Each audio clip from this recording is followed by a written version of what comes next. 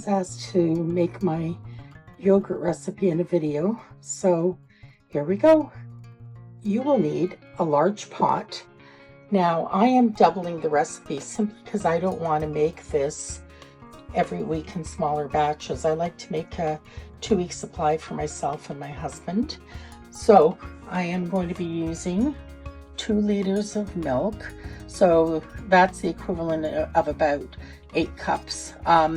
If you want to make less, just have all the ingredients that I'm telling you about. Then we need about a cup of sweetened condensed milk. This doesn't make it super sweet. It just kind of cuts the acidity a little bit and gives it a really nice, well-rounded flavor. You can use a little less if you want, or a little more. And then some skim milk powder. You can see skim milk powder. Here it is. And I will show you what I do with that.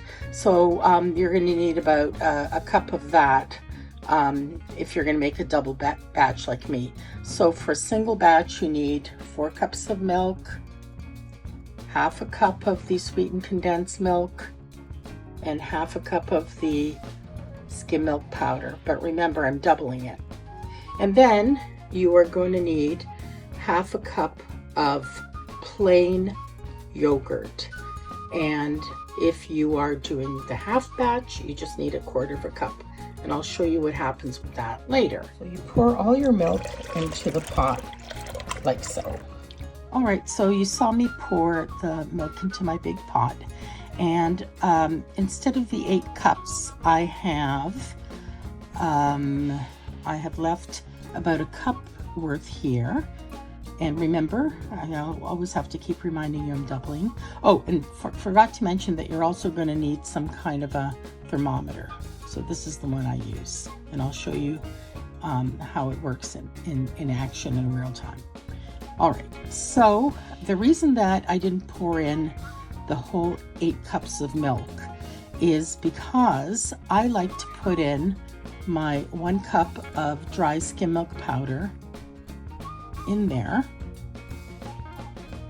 Okay, and then I like to whisk it, because if you put the skim milk powder in the big pot of milk, invariably you get all of these clumps, and it's harder to find the clumps in a larger pot of milk than it is in something like this in a cup of milk, right? Okay, I love this little whisk. It's perfect for this. It's flat, it gets to the bottom, and you can just get all of those skim milk clumps out. All right, that is done.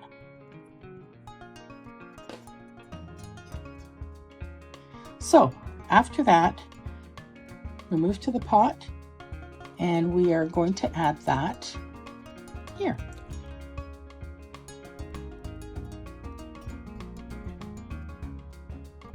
No lumps. Next, we're going to add in our 1 cup of sweetened condensed milk. Now, you'll notice that I used 2 different measuring cups. I had the metal one for the dry. See, there it is. And I really like this plastic one because it has rounded edges, and it's easier to scrape out all of the sweetened condensed milk. So now we're just going to add that in here into the pot. Okay, it's pretty full. There we go. And I love this little scraper. I've got this really small one, and then I've got the large one, and they're great for scraping out jars. But you see how nicely this little mini spatula just cleans that right out, because it can be pretty sticky. And I also use it for my sourdough starter. It's an invaluable little tool. So that's it. That's pretty much it for the ingredients. And I'm going to give that now a quick whisk.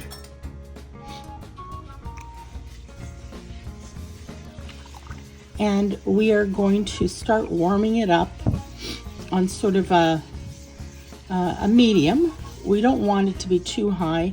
You don't want it to boil over. okay?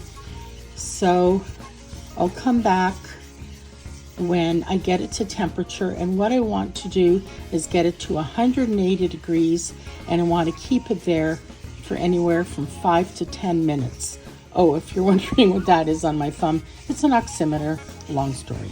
I just want to remind you as well to stir it every once in a while, because you want to make sure that it's not going to burn at the bottom. You don't want it scorched, obviously.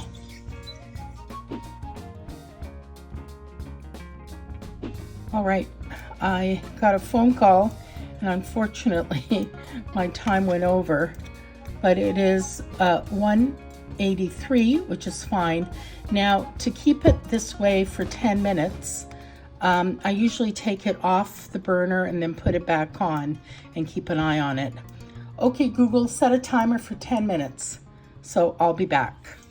All right, so I'm at the 5-minute mark of my 10 minutes of keeping it at 180.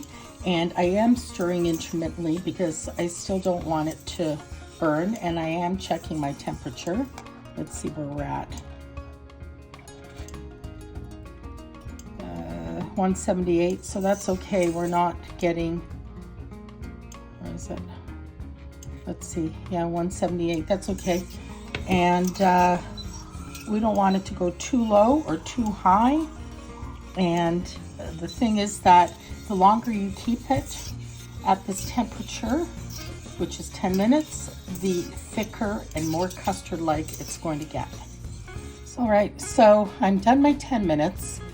I am gonna take it off of the heat, and now we let it cool to anywhere from 110 to 120 degrees. I usually like to aim for the middle, 115 degrees Fahrenheit. And in the meantime, it's a good idea while you're letting things cool off to get your containers ready. And also, I want to note that I come and check it at about 20 minutes, and it frequently needs more than that to cool down to my desired temperature of 115 degrees Fahrenheit. Okay, so here, I'm not sure you can see, but my yogurt is at temperature. It's at 115. You have to be careful because you don't want to kill off the bacteria for your starter. So what I'm going to do now is I'm going to take some of this warm milk. I'll smooth that out of the way. And I'm going to put it in this cup. It's got milk from, previous milk residue, so don't worry about it. It hasn't been compromised in any way. And now I am going to put in half a cup of starter from that regular store-bought yogurt. See? Now, if you were just doing a half a batch, you obviously would use 1/4 cup. So my yogurt was at room temperature. I just kind of leave it out and covered. And then we're going to use the little whisk and combine that.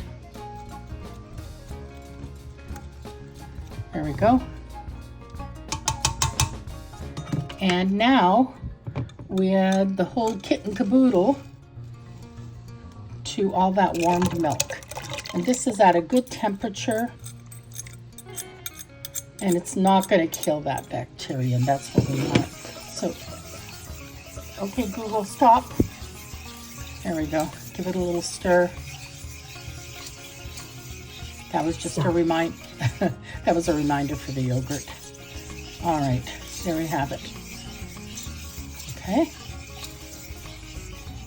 Now what I'm going to do is I will use that ladle, and I'm going to fill up my cup, this one, and I'll put it in my little bowls, and I'll show you that in a sec.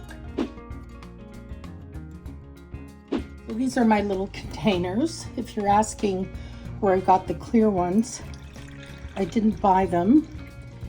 We got them from the grocery store. There were these single-serve desserts, and obviously we ate a lot of desserts to get these little dishes because they're perfect for our morning yogurt.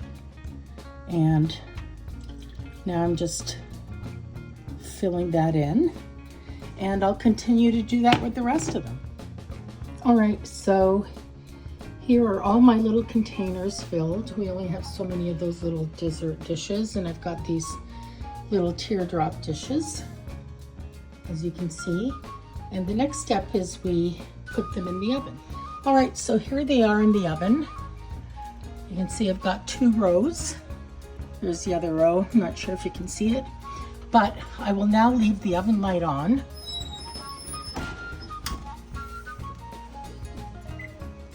Here we go. And I'm gonna leave them in there anywhere from 7 to 8 hours. Bye-bye. All right, so time is up, and so is the incubation period. I'm not gonna turn off my light yet, so I can show you. Here we go. So you can see, here's the yogurt, and there's a little wetness, just moisture, but it's very custardy. And I'm gonna put little tops on it, foil, and put it in the fridge, and I will show it to you in the morning. All right, here it is the next morning, and I'm gonna show you the results of my yogurt making. I want to mention that my husband went to the dollar store and got me these great cupcake aluminum, I guess, what are they, cupcake? Holders? No. I don't know. Anyway, Covers? They're for cupcakes, and so I use them as covers, but you could use regular foil or whatever. So here's the big reveal. There it is. Woo. And I want to show you again that this is so thick.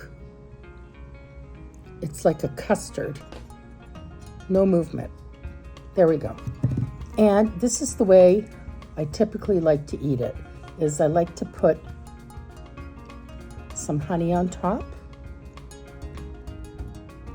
Sorry, I don't want to have any honey incidents here.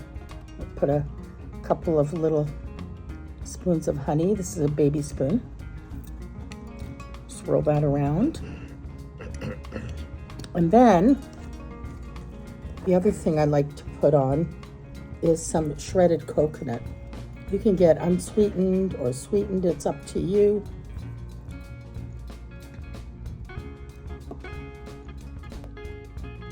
And now we go in. I just want to show you this.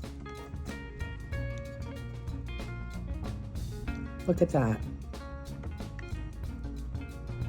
That is 1 spoonful of deliciousness. I'm gonna eat it, but I'm not gonna show you because I have mascara rings around my eyes.